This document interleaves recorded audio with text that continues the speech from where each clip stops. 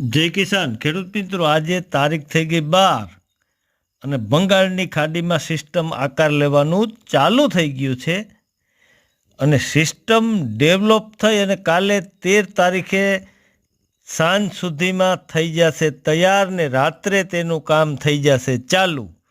કાલે બપોર સુધીમાં મજબૂત સાયક્લોનિક સર્ક્યુલેશન બની જશે. આવતીકાલ સાંજ સુધીમાં ત્યાંથી હાલતી થઈ જશે અને 90% તેનો માર્ગ થઈ ગયો નક્કી. આંધ્રપ્રદેશ થઈ દક્ષિણ ઓડિશા થઈ મહારાષ્ટ્ર સુધી પૂગી અને દક્ષિણ મધ્યપ્રદેશના ભાગોમાં અસર કરશે.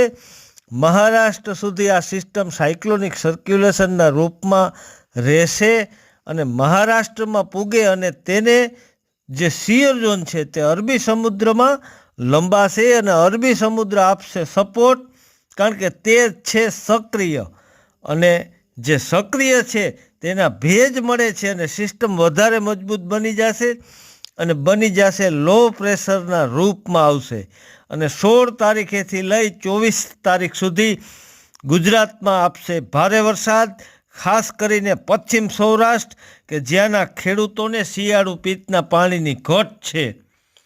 એટલે હાથી ઘોડા પાલકી, જય કનૈયા લાલ કી, મારો દુવારકાવાળો આવશે ખેડૂત.